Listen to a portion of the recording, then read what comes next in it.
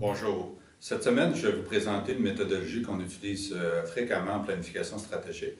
Ça s'appelle la stratégie 1-2-3, qui est composée de trois grandes étapes. Donc, première étape, exceller. Deuxième étape, abandonner. Et finalement, la troisième étape, innover. Donc, pourquoi qu'on fait la stratégie 1-2-3? Cette stratégie-là est vraiment intéressante pour aider une entreprise, une organisation à s'adapter en continu au changement de son industrie, de ses marchés, de ses clients. Donc, comme Darwin le disait, ce n'est pas les plus forts qui réussissent, mais ceux qui s'adaptent en continu. Donc, stratégie 1-2-3. Le défi de la stratégie 1-2-3, c'est vraiment d'appliquer en continu et en parallèle, de mettre nos efforts comme entreprise, de mettre nos ressources aussi, nos efforts et nos ressources sur exceller au présent. Donc, ici, on va parler vraiment de toute la notion d'efficacité opérationnelle, donc de faire mieux, de mieux servir notre client, d'être plus performant, de réduire nos coûts, etc. Donc, la notion d'excellence opérationnelle est assez bien comprise de tous. Souvent même, on met beaucoup d'efforts là-dessus. Depuis des années, on en parle avec tous les moyens, que ce soit les approches Lean, les approches Six Sigma ou théorie des contraintes ou autres. Donc, ça, c'est un volet qui est assez bien connu. Les deux autres volets, il y en a un des volets qu'on parle vraiment presque jamais. Le volet 3, qui est associé à l'innovation, donc de créer son futur. On en parle, mais beaucoup d'entreprises ont des difficultés parce qu'on a de la misère à dégager des ressources humaines et financières pour investir dans le futur, pour innover.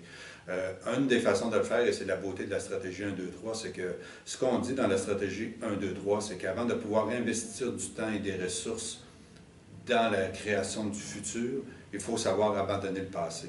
Donc, abandonner le passé, c'est vraiment de venir questionner nos façons de faire, parce que plus une entreprise grandit avec les années, va accumuler des pratiques, va accumuler des secteurs d'activité, des clients, etc., des produits, des services, va accumuler, et ça devient un boulet. Tôt ou tard, cette accumulation-là devient un boulet qui limite notre capacité à dégager des ressources pour investir dans le futur. Donc, la stratégie 1-2-3, c'est d'être capable, encore une fois, en continu, sur une base annuelle, de mettre des efforts, du temps et des ressources sur exceller au présent, abandonner les choses passées et innover pour créer son futur.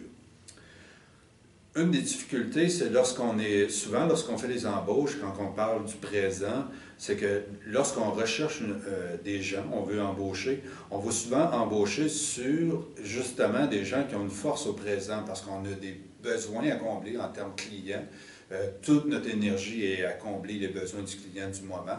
Donc, on va chercher à embaucher des gens qui sont bons, qui sont performants dans les façons de faire, dans nos marchés actuels, etc. Et donc ça, c'est déjà un frein, parce que ces gens-là, étant bons et présents, sont pas nécessairement bons au futur. Au futur, probablement qu'on va faire des choses différentes. On va attaquer des marchés différents, on va offrir des produits, des services différents. Et ça fait en sorte que peut-être que ce n'est pas tous les gens qu'on a aujourd'hui chez nous dans l'entreprise qui sont capables, qui vont être encore là dans le futur. Donc, un des freins, c'est que tous les gens qu'on embauche, c'est des gens qui ont un profil pour répondre au présent, pas nécessairement un profil pour répondre au futur. Deuxième frein du présent, c'est lorsqu'on est bon au présent, lorsqu'on est satisfait de notre performance ou de notre marge de profit, ce qui arrive dans certains cas, c'est pas souvent parce que l'économie est difficile pour tout le monde aujourd'hui, mais il reste que, on dit que lorsqu'on est bon au présent, ça peut nuire à devenir excellent. Donc, être good, c'est un frein, en fait, c'est un obstacle à devenir great, à devenir excellent, parce que trop souvent, on va se contenter d'être bon. Souvent, en se contentant d'être bon, on ne fera pas les efforts pour innover, pour créer notre futur. Et lorsqu'on se réveille, des fois, c'est un petit peu trop tard, parce que créer son futur, c'est un effort sur le long terme, donc ce n'est pas quelque chose qu'on peut faire sur le court terme. Quand on parle d'exceller au présent, un des aspects importants, on a parlé d'excellence opérationnelle, on va parler aussi de système opérationnel. Il est important de pouvoir documenter, normaliser, d'avoir un système qui va faire en sorte qu'on va devenir system dependent ou process dependent au lieu d'être people dependent. Trop souvent, lorsqu'on parle d'excellence opérationnelle, on va se fier beaucoup à avoir des bonnes personnes assises à la bonne chaise. Ça, c'est important.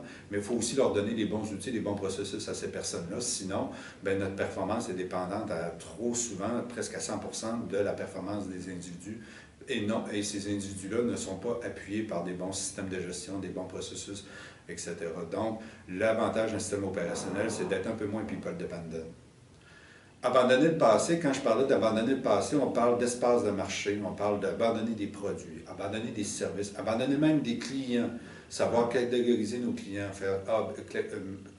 catégoriser les clients en A, B et C, et d'être capable, à tous les années, d'élaguer vraiment les clients de C. Donc, les clients qui consomment beaucoup de temps et d'énergie, mais qui rapportent très peu et qui peuvent même nuire à nos clients A et B. D'abandonner des activités qu'on fait, d'abandonner des aptitudes, des comportements et même aussi, je ne l'ai pas écrit pour être politiquement correct, mais d'abandonner aussi des employés. Donc, et des partenaires, etc. Et cet exercice-là d'abandonner doit être fait en continu. Vraiment, c'est quelque chose qu'on ne doit pas faire de façon sporadique, une fois de temps en temps, mais on devrait se questionner en continu. Et c'est pour ça que normalement, souvent on a des gens, chez nous à l'interne, une personne, deux personnes, ou une équipe qui fait de l'amélioration continue, de l'excellence opérationnelle, mais on a rarement des gens qui questionnent le passé en continu. Pourtant, on devrait avoir la même chose. Puis les gens qui vont avoir le courage de questionner le passé seront les mêmes qui vont devoir aussi créer le futur, parce qu'en dégageant des ressources du passé, on devrait être capable d'innover dans le futur. Donc, créer le futur, c'est quelque chose qui se fait jour après jour. Fait que lorsqu'on fait une planification stratégique, on doit aussi prévoir des initiatives, du temps et des ressources, encore une fois, ressources humaines et monétaires, pour être capable d'investir en continu à créer le futur. Et le futur, comment ça se crée? Ça se crée par l'expérimentation. Personne n'a une boule de cristal, on n'est pas capable de deviner son futur. En fait, le futur, on doit le construire. Le construire par des itérations. Vraiment, c'est des tests qu'on doit faire.